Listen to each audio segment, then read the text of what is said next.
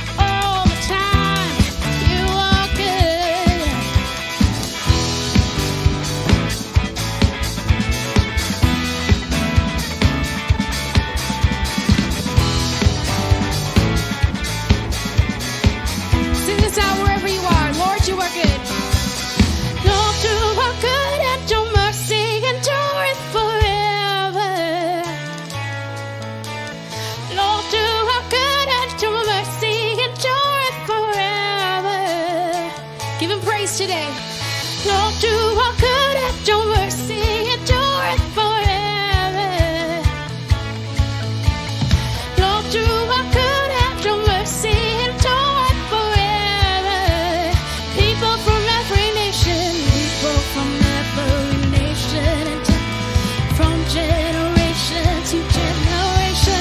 We worship you. Hallelujah, hallelujah. We worship you for who you are. We worship you. Hallelujah, hallelujah. We worship you for who you are. For who you are. For who you are. And you are good, yeah.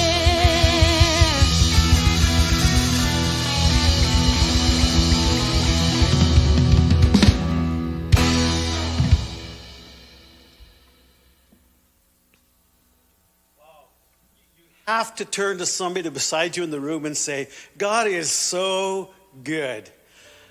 It sets a precedence when we take that time to worship the Lord together and to celebrate his goodness and to recognize all the wonderful things he does. And that's why the Bible tells us to always be thankful. And as a church, we're so thankful for each one of you. And even though we can't see everyone visually, personally right now, we know that you're watching and we know that you're there. And we want to thank you for just your faithfulness and your commitment to St. Albert Lions Church as part of the church family. And just a moment now, we're going to give you opportunity to give in your tithes and offerings. And so in order to help with complying to the COVID regulations, as a church, we're not accepting cash at this time, but you can drop off checks at the church. You can give online. You can give on the STAAC. You can give on e-transfer. You can give on the website. There's so many different ways to give. And many of you, so many of you, have been faithful in your giving, both to the church in your tithes and offerings, and also in the Seed Project. And if you get a chance, drive by the church sometime and just see how the building construction is going up. God is so good. He's so faithful, and his people are so faithful. And so again, we want to just encourage you to take some time and continue with your giving and your support to the church through this time. We're going to continue on with this service, and we want to encourage you to engage and to enter in and enjoy the remaining of the service together. Indeed, our hope as we gather online this morning is not ultimately in an economy that is starting to open up. Our hope is not in a vaccine that is going to be made available to us. Our hope is not ultimately in our ability to be able to control our circumstances in exactly the way that we would like to. But we're reminded again this morning as we gather that our hope is rooted in the living Christ, the risen Christ.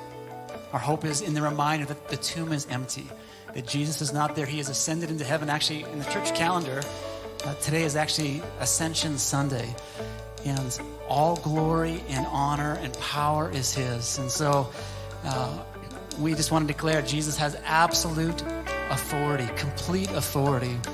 Church, we need to raise a hallelujah in the presence even of great difficulty to declare that he is risen, he's alive. Let's do this together.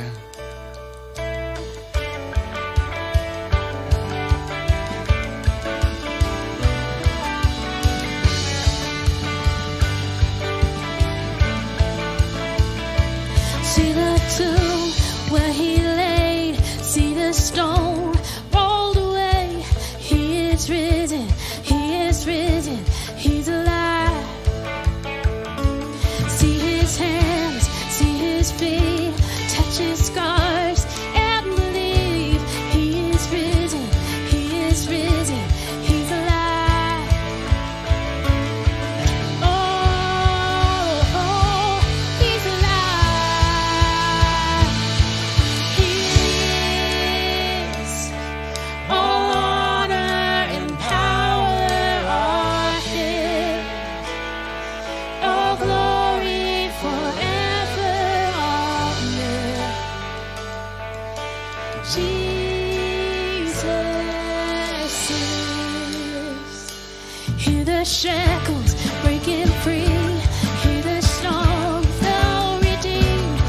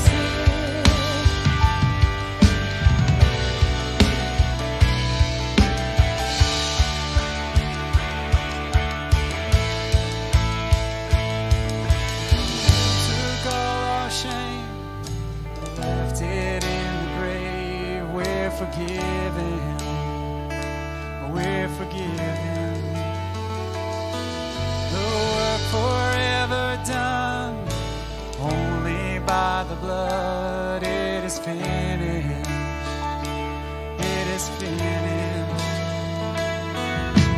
You took all our shame, left it in the grave. We're forgiven.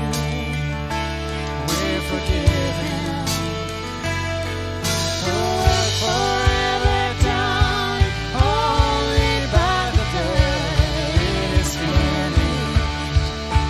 It is finished.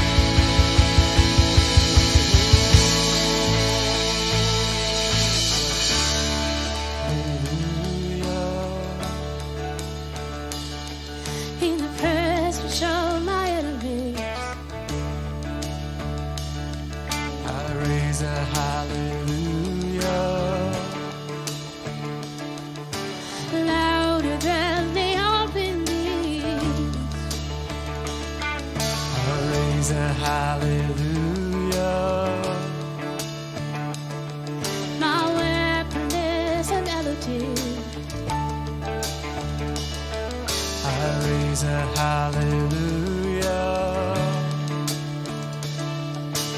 Heaven comes to fight for me.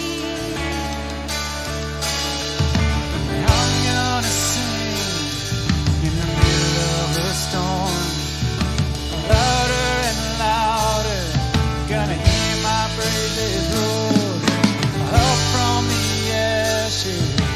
Hope will arise. Death is defeated.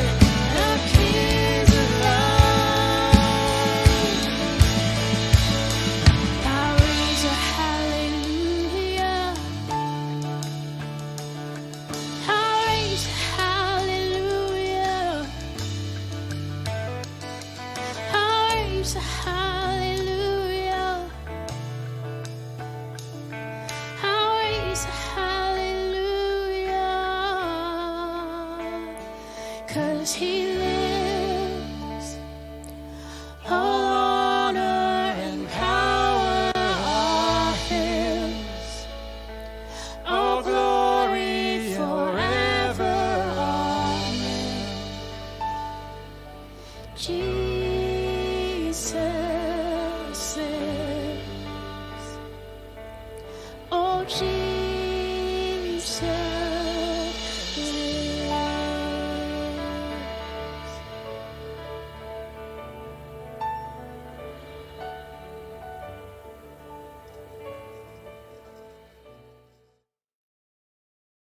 Welcome, church. So glad you're taking the time to join us this morning. And even though we're not gathered together, the opportunity to gather with one another in this time, we're glad you're taking the space and the time to do that. If you're looking and saying, well, you're not at St. Albert Alliance Church, you're right. I'm actually on site at St. Albert Community Village in the food bank, spending some time connecting with Susan Cressy, who's the executive director here, and just asking her questions about what does generosity look like. Over the last number of weeks, we've been asking the question in our sermon series, what in the world is God doing? We've all been asking that question for a variety of reasons, in a variety of different ways, depending on our circumstances. Maybe it's trying to navigate and understand what it looks like to be a homeschooler. Maybe it's trying to navigate life working from home, being in one space with your spouse or your family. Maybe it's just asking the question, what in the world is God up to as I'm single and I'm living by myself and I'm having to be physically distanced from other people? What in the world is God up to in this season? It's a great question. It's a question that God isn't afraid of. It's not one that he runs from or is disappointed in. It's actually one that he invites us into as we ask the question to navigate these times and these challenges. God, what are you up to in this world? One of the things that we've talked about as a staff and we've talked about through our sermon series over the last number of weeks is one of the things we really believe is that God is up to a shaping and a forming in our lives in this season. One of the things that is happening is that because our routine and what has been normal has been dramatically shifted and changed, it's caused a revealing of some of maybe the cracks in our soul, maybe some of the hurts and the wounds are being brought up to the surface. And it's an opportunity where God is at work wanting to form and shape us to be more like him, to grow in a likeness and an understanding of who he is as we give him space and access to all areas of our lives. One of the things we really hope is that you've been joining us over the last 20 odd days as we've been seeking Jesus. We've been going through a series of 40 days with Jesus, spending time to intentionally fix our eyes and fix our gaze upon him, to meet with him, to make space in our days, to focus on giving Jesus the space to form and shape us. We know that there are routines, practices, habits that have been built in our lives, and whether knowingly or unknowingly, they've caused us to be at a distance from God's purposes and plans in our lives. And so we've been making the space, inviting people to make the space to give Jesus the opportunity to do that. One of the things that I think we've seen over the last number of weeks is the way that God has been shaping and forming how we use our resources. Now, that is played out in a variety of different ways. That is impacting a variety of different spheres in our lives. Maybe the question of resources has been brought up because we've been laid off work. Maybe it's been dealing with the issues of finances with our business, unsure if that's going to continue on. And yet, one of the things that Jesus has been at work in an area in our lives is how do we deal with our finances? How do we deal with our resources? How do we deal with our time, our talents, our energy? The truth is, understanding generosity, I think that a character, a virtue that God calls us to, isn't just about finances. So often we think about generosity, and the first thing that comes to mind is it's just about finances. And yet generosity is about how do we live our lives in a way that is willing to serve others, a way that's willing to come alongside somebody else, to care for, to look after, to put in others first. one of the things that we've seen in this season of time is people fighting to build a sense of control and normalcy in their lives, fighting to build a sense of, I've got it taken care of. We've seen that as people have been building this self-sufficiency, and I'm going to have enough toilet paper to get me through to 2023, or I'm going to go to the grocery store and clear out the meat aisle because I got to make sure that I have mine. I have what I need. It's fighting self-sufficiency. It's fighting the protection of my own and what I want and what I think I need. On the flip side of that is a generosity that we're called to. We're called to as followers of Christ to live and model generosity for another, to care for those around us. And generosity gets displayed not just through our finances, but it's encompassed in everything that we do, everything that we are. We live in a world that is really inspired by generosity, but at the same time is also gripped by greed. Because generosity calls us to be willing to put the others first, to be willing to look out for those around us. And yet so often our world and our experience is saying, actually, you need what you need and what you want, and you deserve that and you should have it. And it doesn't matter if you need to step on somebody else to get it. Whatever you need to do, you should get those things.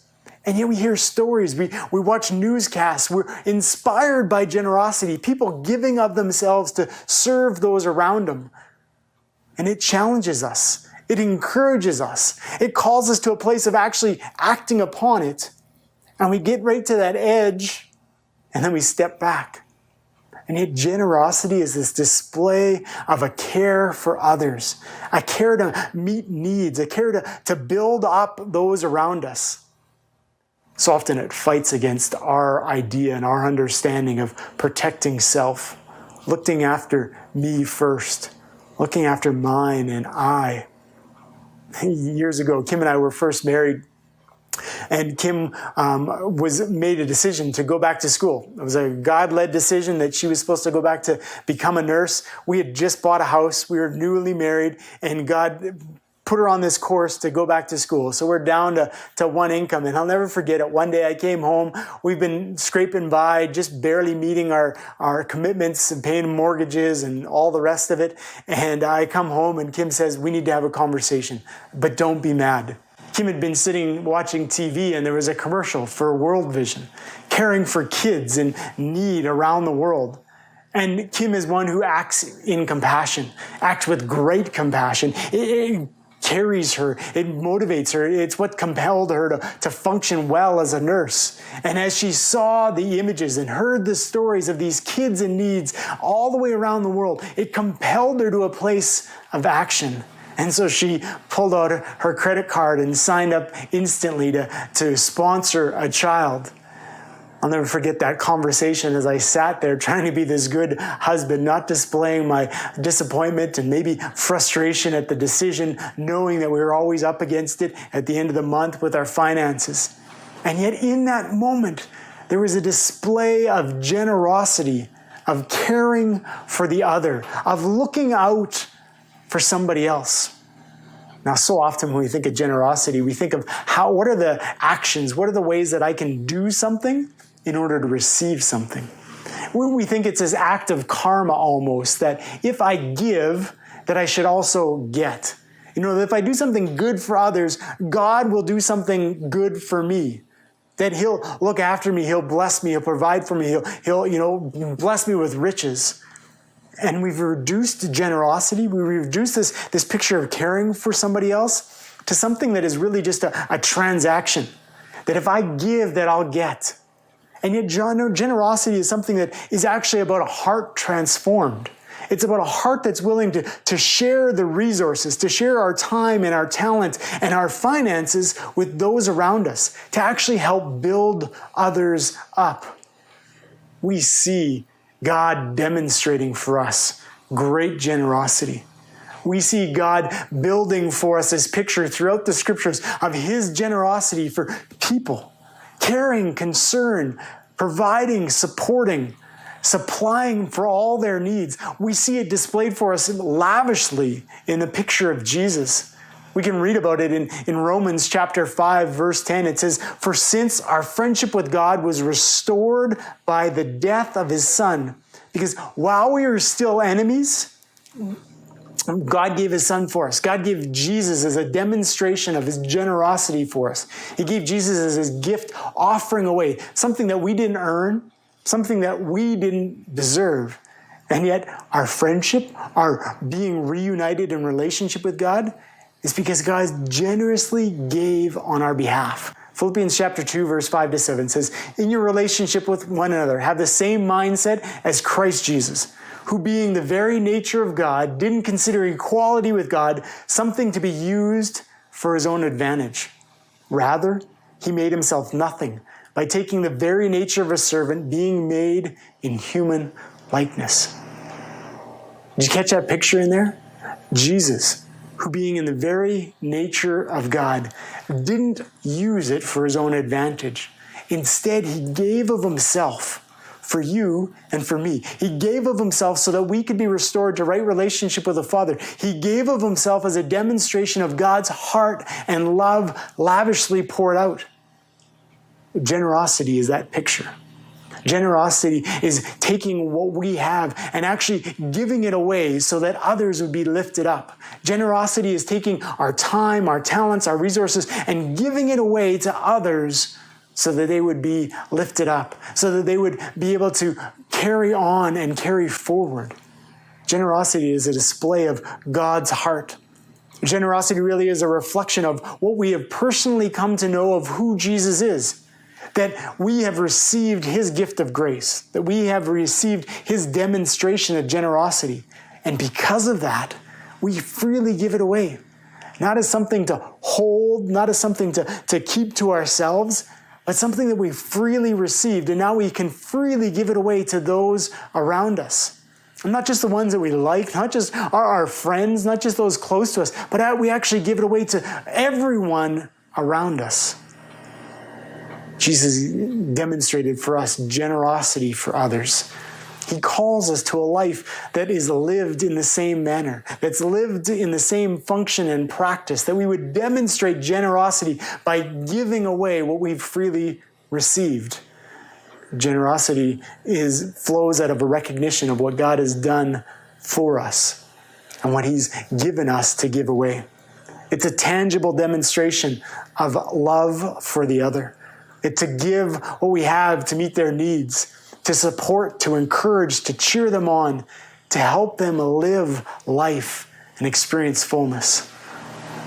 I want to invite a friend of mine, Susan Cressy, is the executive director at the St. Albert Food Bank, and I want to invite her to share a little bit of her experience of generosity displayed in and through the work of the food bank and the community village here in St. Albert.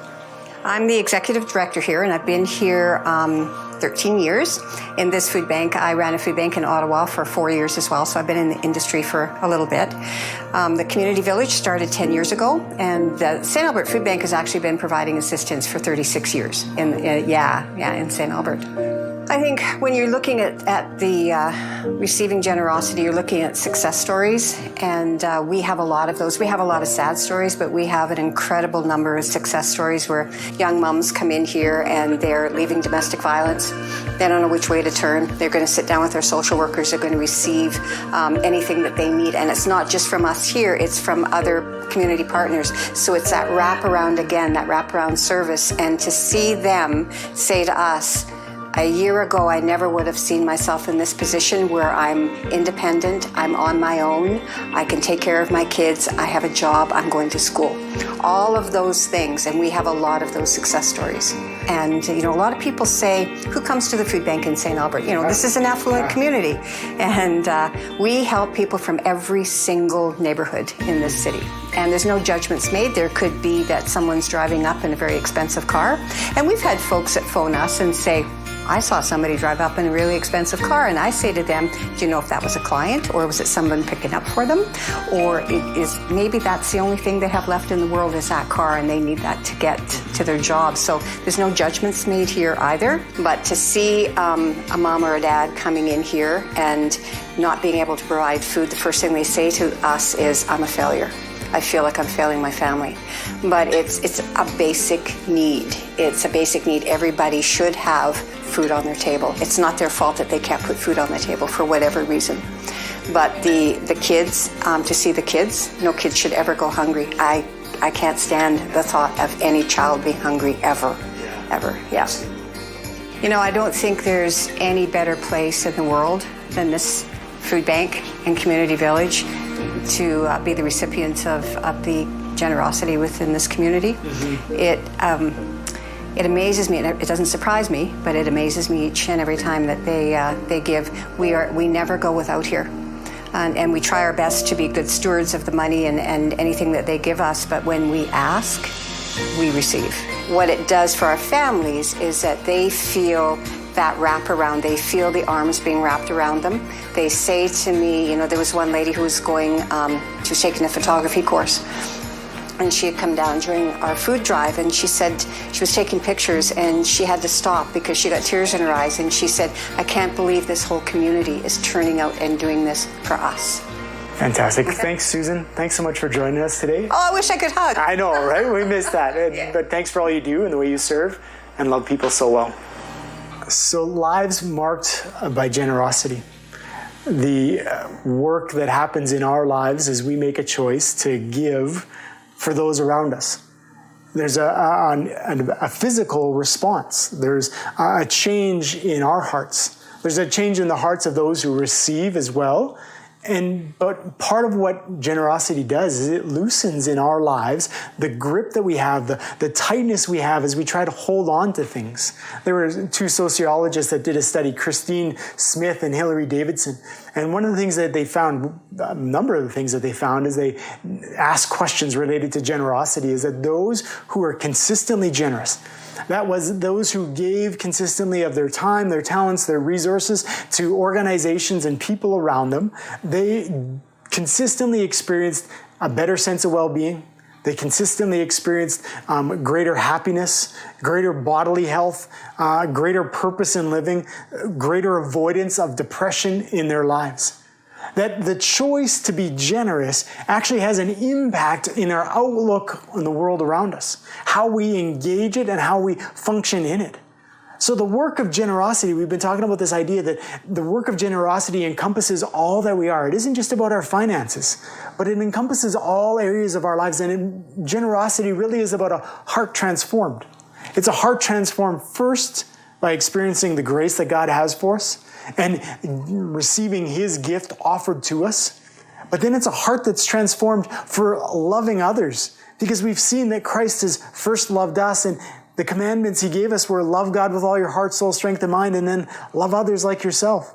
So generosity is this heart transformed to love others, and out of that, we gain, a greater sense of well-being, greater happiness, greater bodily health, greater purpose in living, greater avoidance in depression. We had a conversation with some of the ladies that were serving here today as they were putting packages together and putting hampers together for families. And the purpose that they've experienced in their lives as they've given of themselves to care for the others has been significant.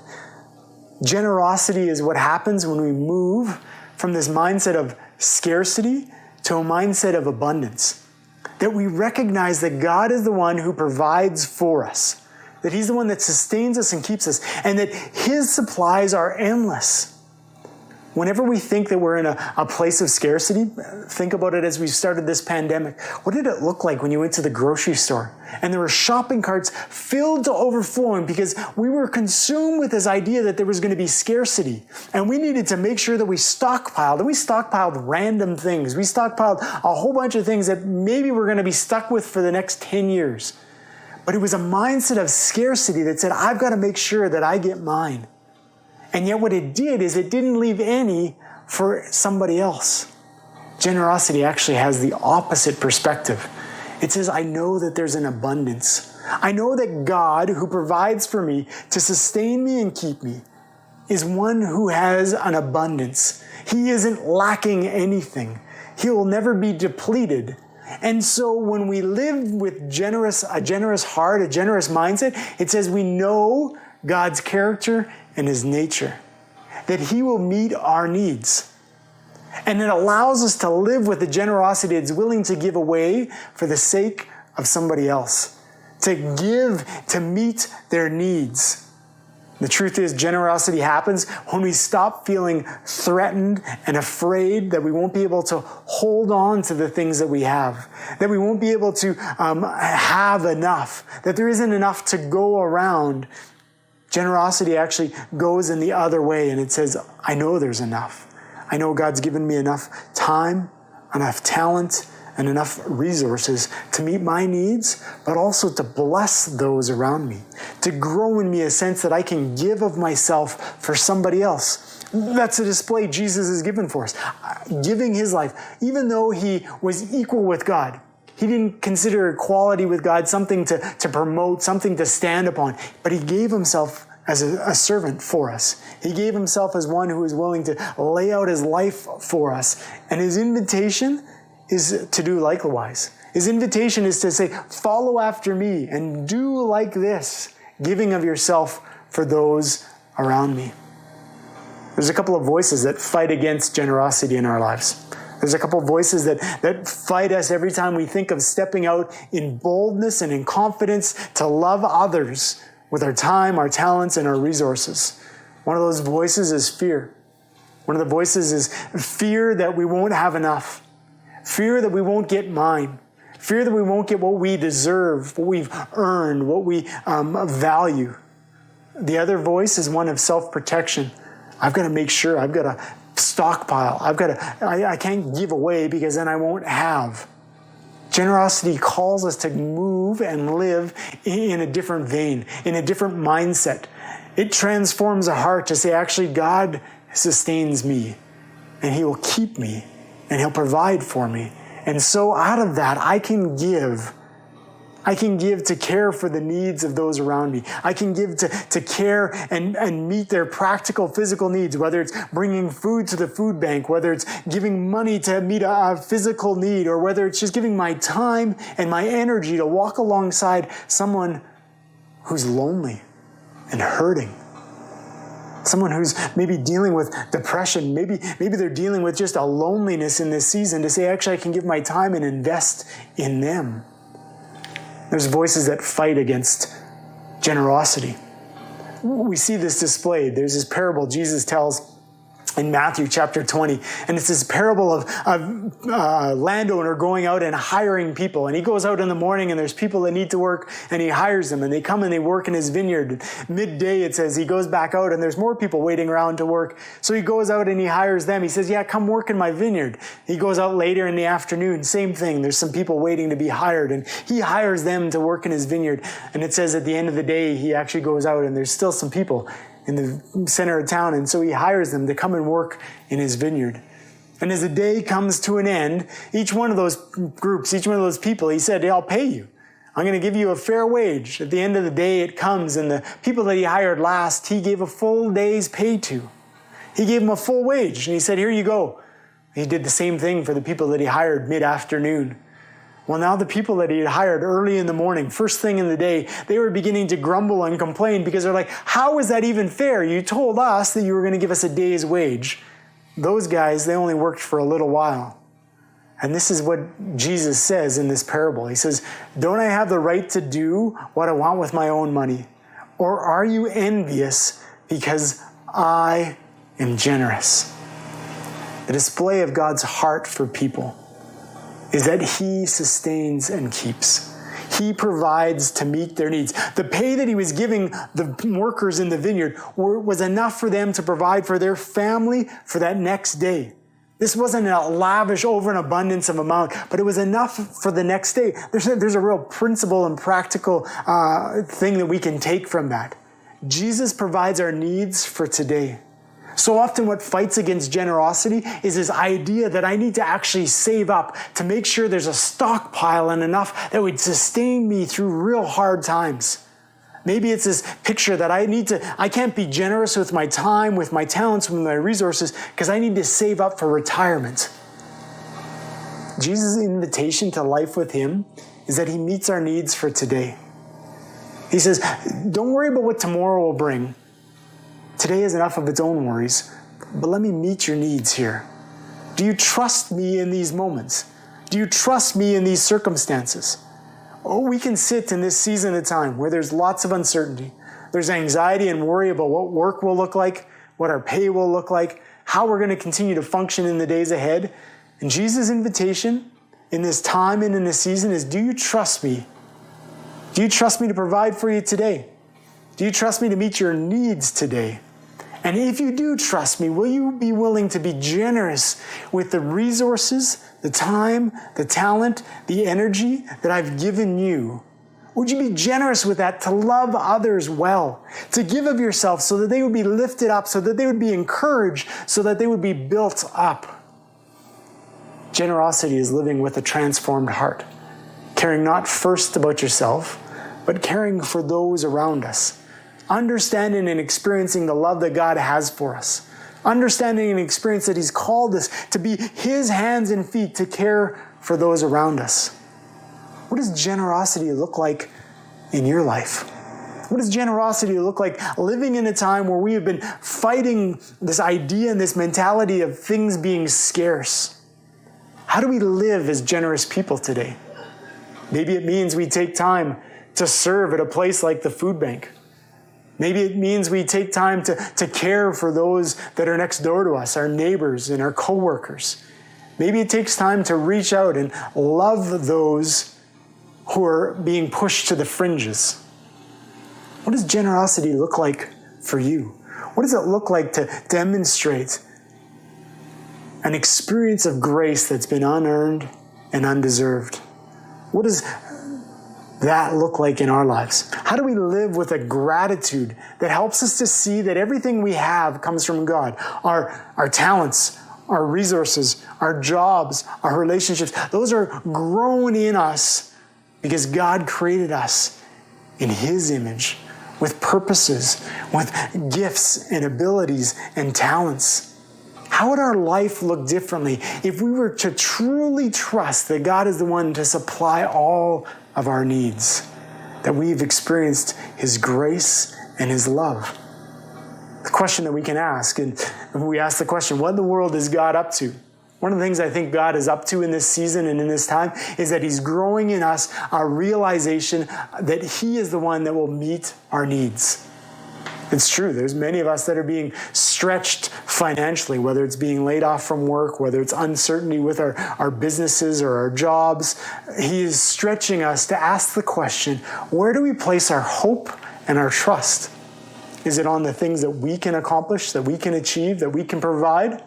Or is it learning to put our trust and our hope in Him as the one who provides? And if our hope and our trust is built on Him as the one who provides and meets our needs, then out of that flows a gratitude that builds a generous heart that cares for those around us. Question that we can leave here with: how is my life being shaped by generosity for others? What are the time, talents, and resources that I'm using to care for those around me and to love them well? My hope is that out of this season we would be built and known as a generous people, recognizing the love of a generous God that gave first for us.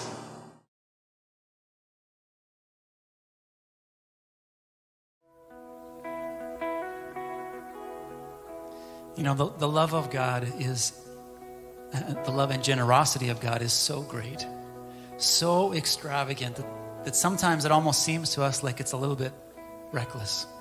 Not that God is in any way reckless, of course, but His love, His generosity is just astounding. Of course, it's been most powerfully demonstrated through His death on the cross, where we see a God who is just utterly unconcerned with the consequences of His actions with regard to His own safety and comfort, well-being. His is a love that doesn't concern itself first with Himself. It's not a selfish, self-centered love in any way. It is one that is always giving out more and more.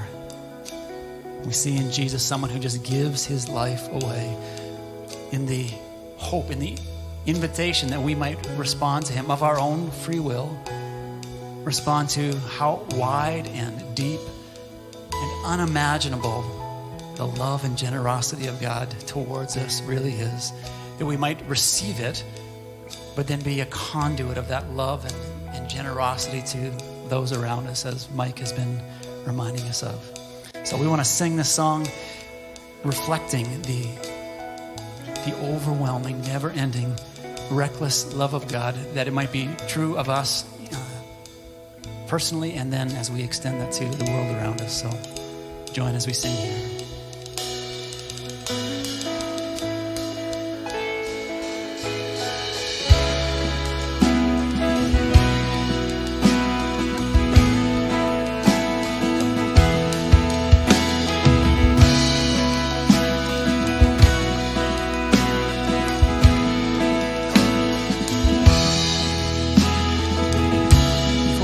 Spoke a word, you were singing over me.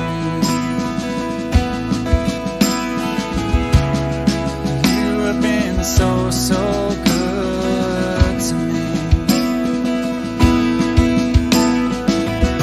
Before I took a breath, you breathed your life in me.